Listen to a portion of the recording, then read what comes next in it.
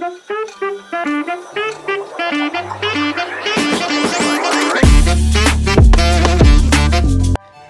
കർക്കിടക മാസത്തിൽ നമ്മൾ എന്തൊക്കെ ഭക്ഷണങ്ങൾ നമ്മൾ ഒഴിവാക്കണം എന്നാണ് ഞാനിവിടെ പറയുന്നത്.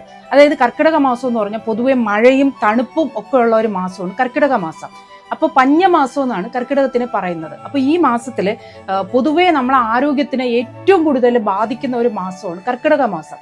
അപ്പോൾ നമ്മൾ ഈ സമയത്ത് ആഹാര കാര്യത്തിൽ വളരെ ശ്രദ്ധിക്കേണ്ട ഒരു മാസമാണ് കർക്കിടക മാസം എന്ന് പറയുന്നത്.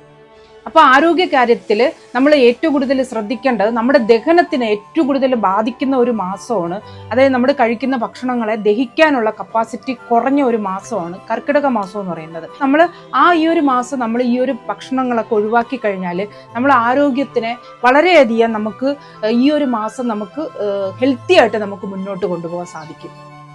പ്രധാനമായിട്ട് നമ്മൾ ഒഴിവാക്കേണ്ട ഒരു ഭക്ഷണം എന്ന് പറഞ്ഞാൽ എണ്ണമയമുള്ള ഭക്ഷണം. അതായത് നമ്മൾ ചിപ്സ്, മിക്സ്ചർ പോലുള്ള സാധനങ്ങൾ നമ്മളെ ശരീരത്തിൽ കഫദോഷത്തെ വർദ്ധിപ്പിക്കുകയും അതുമാത്രമല്ല നമ്മുടെ ദഹനത്തിനെ ബാധിക്കുകയും ചെയ്യുന്ന ഒരു ഭക്ഷണമാണ് ഈ എണ്ണയിൽ വറുത്തെടുക്കുന്ന ഭക്ഷണങ്ങൾ. അപ്പോൾ അത് നമ്മൾ കർക്കിടക മാസത്തിൽ പാടെ ഒഴിവാക്കുന്നതാണ് നല്ലത്, ആരോഗ്യത്തിന് നല്ലത്.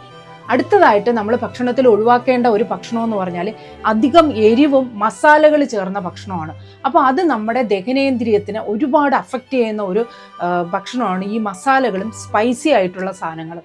അപ്പോൾ നമ്മളത് നമ്മുടെ ദഹനത്തിൻ്റെ പാളികളെ അത് ബാധിച്ചിട്ട് അത് നമ്മുടെ ദഹനം ശരിയായ രീതിയിൽ കൊണ്ടുപോകാത്ത അവസ്ഥയിൽ കൊണ്ടെത്തിക്കും. അപ്പോൾ അതുകൊണ്ട് കർക്കിടകത്തിൽ നമ്മൾ കഴിവതും ഈ സ്പൈസി ആയ മസാലകൾ ചേർന്ന ഭക്ഷണങ്ങൾ ഒഴിവാക്കുന്നതാണ് നല്ലത്.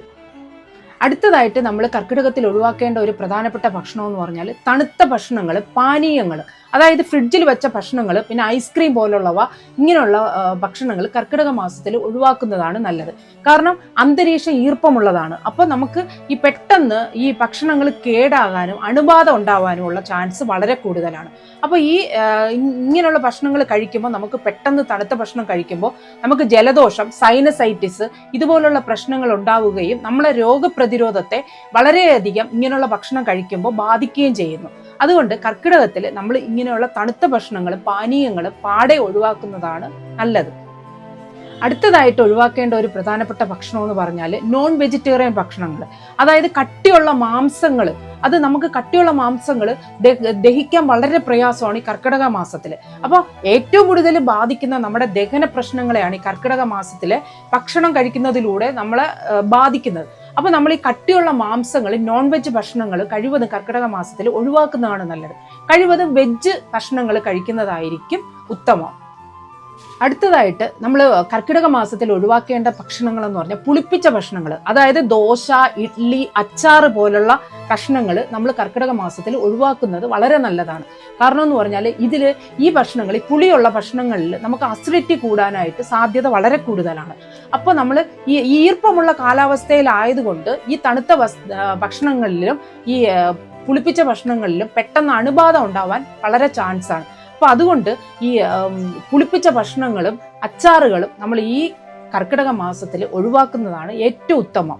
അടുത്തതായിട്ട് നമ്മൾ ഭക്ഷണത്തിൽ ഒഴിവാക്കേണ്ടത് ഈ നമ്മളെ വൃത്തിഹീനമായ സ്ഥലത്ത് വളരുന്ന ഇലക്കറികളൊക്കെ ഇല്ലേ, അപ്പോൾ അത് നമ്മൾ കഴിവതും ഒഴിവാക്കണം. കാരണം ഈ ഈർപ്പമുള്ള പരിസരം ആയതുകൊണ്ട് പെട്ടെന്ന് നമുക്ക് അസുഖങ്ങൾ ബാധിക്കാൻ വളരെ ചാൻസാണ്. അപ്പോൾ വൃത്തിഹീനമായി സ്ഥലത്ത് നിൽക്കുന്ന പച്ചക്കറികൾ, ഇലക്കറികൾ നമ്മൾ കഴിവതും ഉപയോഗിക്കാതിരിക്കുക.